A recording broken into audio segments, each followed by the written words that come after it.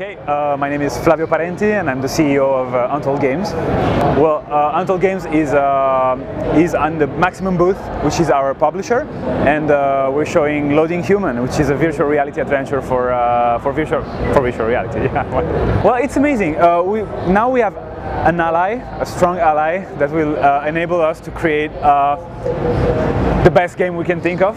I think this is, well, it's almost like a dream come true. It's like a Cinderella story. I mean, we started with Kickstarter, self-funding first, then Kickstarter, then we had the Epic grant, so Epic Games helped us, and now we're like partnering with Maximum Games, which is like a growing publisher. I mean, you know, it's a big publisher. They're publishing big titles, so, and they're believing in us, and they're believing in VR. So, I mean, I don't think we can ask better than that. It's and we're talking about the story. They're involved in the story. They're involved in the ideas in VR and how you interface how you put the game in the VR environment. I mean, it's a 360 degrees relationship. It's exciting. Well, we changed engine. We switched from Unity to Unreal. Unreal is much more stable, physically based. We don't have any jitters anymore. We love the shaders. We're running smoothly on a PlayStation 4 with the Morpheus at 75 frames per second, which is kind of amazing. There's a lot of objects. You can interact with all of them. What changed? Well, we have the control system and the locomotion system. We have many different ways of locomotion now. A simple button way, but the one we're heading toward is going to be to use your head as the rotating control.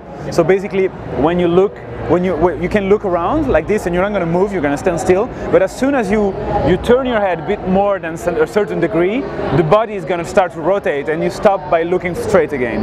This is very natural. It enables you to just use your hands to pick up objects and not to control the locomotion. I mean, just walking forward. Press a button, and you'll walk towards the direction you're looking. It seems like a natural option. Yeah. Well, the moves were born quite a long time ago, but they're very, very precise because they both have sensors in the controller, plus the camera is tracking them. So you have that level of precision that well, enables you to just pick up the objects in the perfect way. Well, now that Oculus really said that they were coming with the Oculus Touch, and the Valve comes up, the Valve headset comes with motion controls, we are eager to see, you know, how precise it is with Loading Human, and we'll try to implement them as well. First off, in this demo you tried, you have object interaction. So basically you can see your hands, you can see your body, and you can pick up objects and, you know, hear the thoughts of the characters about the objects, what it thinks about. So discovering your own persona, who you are. But then there is the whole discovering the world and the characters that are in this world. There is this character named Alice. She's the woman you'll be falling in love with, and she'll kind of mess up the plans that you were supposed to do. And we want the character to actually bind with we want the player to bind with the character. So the first time you meet Alice, you have to shake her hand, physically shake her hand. Or there's a moment where there will be a fire in the greenhouse, and she'll be so scared she won't move. So you have actually to take her hand and grab her outside of the greenhouse. She will kiss you, so you will have a kiss scene. Those are all experienced related to the virtual reality characters. About the story, so basically it's a sci-fi story. I really don't want to spoil the story. It's one of our precious little things that we want to keep for us. The setup is in 2185. You're an astronaut. You're going back to your father's because he needs you to retrieve an energy source. Your father is a genius who invented a machine that stops aging. It's a nanobot working on his cells and regenerating his cells. But the decay of his cells now is faster than how the nanobots can work on the cells. So he needs more energy, basically. And he found an energy source pretty far away, and he wants you to go gather it. This is the setup. Of course, all of this will be then, you know, unravel many other things, many others. Yeah, so that's basically the story. So you have to imagine the father is now more than 135-year-old. He kept his cells young for a long time, but now his body is decaying really fast. So he has to stay in the machine called the Lazarus. So basically, he's like a Dracula kind of character. He's within the box. He talks with a very, very small voice. He has heavy breathing, and he's almost dying, and you can see him from the window of this Lazarus, and if you get there and look at you from inside, we want kind of that creepy feeling. He's kind of a creepy guy with a white beard, stuck inside this coffin, and with a genius mind. So basically, how did he manage to get this Lazarus working? He invented, when he was in his young age, he invented a dark energy engine. And this started the whole traveling outside of our solar system for the humankind. So he's the one that started that thing. So of course he made billions and billions of dollars. And the first thing he wanted to do is fight death, basically. His arch enemy is death. He's called Dorian. There's a moment, I mean, Dorian Gray, of course. Yeah, so he's this genius dreamer that doesn't want to die, and he needs you to be saved. But of course, this is just the tip of the iceberg. It's the best. I mean, it's one of the reasons why being on VR and being in VR field is so exciting.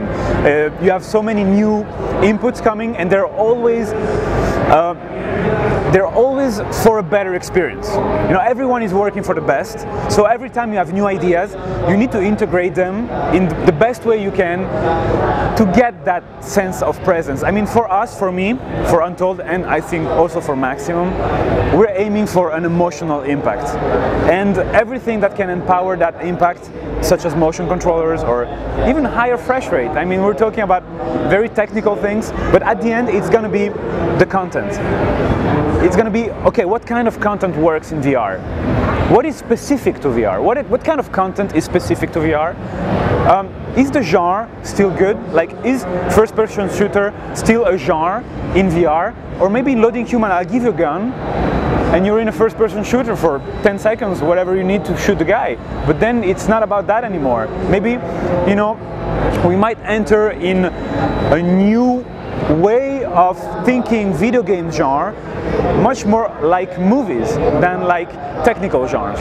So it's not about a shoot them all or a first-person shooter or